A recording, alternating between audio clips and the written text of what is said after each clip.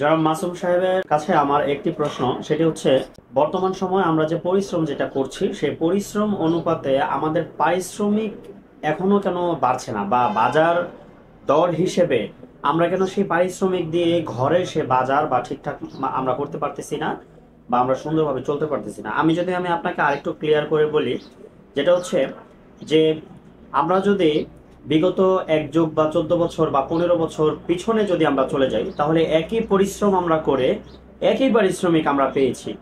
এখনো কেন সেই পারিশ্রমিকটা আমরা পাচ্ছি? যে আমাদের দেশে যে বড় বড় দালান কোঠা, অবকাঠামো, সেতু, ব্রিজ এগুলো যে হচ্ছে, এগুলো দিয়ে আমাদের কি কোনো উন্নত হচ্ছে? মানুষ কি অর্থ সংকট থেকে কি মুক্ত পাচ্ছে কিনা? এই বিষয়ে যদি আমাদেরকে একটু ক্লিয়ার করে বলতেন।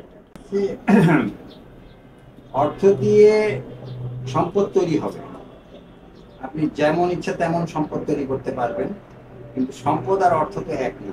সেই সম্পদ অনুযায়ী মূল্য কিন্তু আপনার কারেন্সিগত মানে মুদ্রাগত আপনি অ্যাডজাস্ট করতে পারবেন না। কেন? ওই পরিমাণে অর্থ আপনার তৈরি হবে না। অর্থের তো আর বংশবৃদ্ধি করার কোনো ক্ষমতা নাই। সরকার যে পরিমাণ অর্থ মুদ্রণ করছে সে সেই পরিমাণেই থাকবে, সেই পরিমাণ অর্থই থাকবে যে পরিমাণ অর্থ সরকার মুদ্রণ করছে। এটাকে সে কোনোভাবেই ক্রস করবে না, 4 আনা পয়সাও ক্রস করবে। এখন আমাদের যে পারিশ্রমিকের যে ভ্যালু, আমি 1 ঘন্টা কাজ করলে আমি 1000 টাকা পাচ্ছি, 10 ঘন্টা কাজ করলে 10,000 টাকা পাচ্ছি একই দিন। কিন্তু 1000 টাকার লিমিটেশনে তো আর 10,000 টাকা হচ্ছে না, কিন্তু আমি কিন্তু পাওনাদার হয়ে যাচ্ছি 10,000 টাকা। তখন কি হয়, ওই 10,000 টাকা দেওয়ার ভয়ে মালিক পক্ষ বা যাদের অধীনেই কাজ করি তারা আর কাজ করায় না। তারা চাবে আমাকে 10,000 বরঞ্চ 1,000 টাকায় 500 টাকা দিয়ে আমাকে বিদায় করছে। পাশাপাশি মানুষের অবস্থা আর্থিক উন্নতি করার জন্য জিনিসপত্রের দাম বাড়ায় ফেলতেছে। মনে করে যে 2 টাকা জিনিস 5 টাকা বেচতে পারলে আমার লাভ, এবং এটাই হয়। প্রফিট জিনিসটা দৃশ্যায়িত, মানে এটা দেখা যায় যে প্রফিট হচ্ছে, কিন্তু সেই প্রফিটের টাকাটা কিন্তু আর পয়দা হয় না।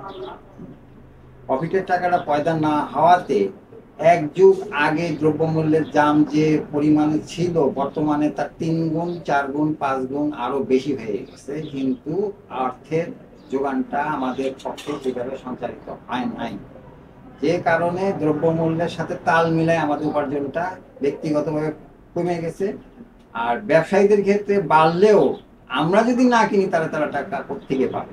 যারা যেখানে 10 টাকা বিক্রি করতে পারতো সেখানে তারা এখন 2 টাকা বিক্রি করতেছে, কিন্তু প্রচুর মুনাফায় তারা বিক্রি করতেছে ঠিকই, কিন্তু কালেকশন তাদের কম হচ্ছে। সেই ক্ষেত্রে তাদের একটা মানে অর্থনৈতিক সংকটে পড়ার একটা দারুণ আছে, সম্ভাবনা মানে কি হচ্ছে সেটা।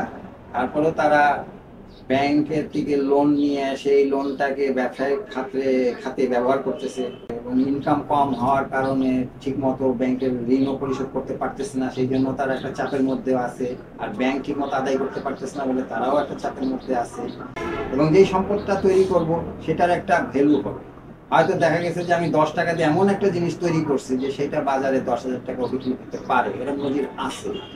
কিন্তু 10,000 টাকা বিক্রি হইতে পারে, সেই সম্পদের সাথে তাল মিলায় তো টাকা তৈরি হবে, টাকা যোগান হবে না, টাকা সম্ভব হবে না। এটা একমাত্র মুদ্রণ ছাড়া এটা সম্ভব না। আর সরকার চাইলে যত আপনার মুদ্রণ করতেও পারে না। তাহলে আমরা যে কোটি কোটি টাকা শ্রমের মাধ্যমে উপার্জন করতেছি তার সাথে তাল মিলায় টাকা ছাপাইতে গেলে দেখা যাবে যে গাছের পাতার মতন টাকা এদিক ওদিক ছিটায় পড়ে রয়েছে, বস্তায় বস্তায় ডাস্টবিনে পড়ে রয়েছে। কাজে এটাও একটা নিয়ন্ত্রণের ব্যাপার আছে। এই জন্য সব দিক বিবেচনা করে আমাদের একটা সিদ্ধান্তে আসতেই হবে, এবং এই সিদ্ধান্তে আসতে পারলে আমরা অবশ্যই সংকটমুক্ত হয়ে যাব।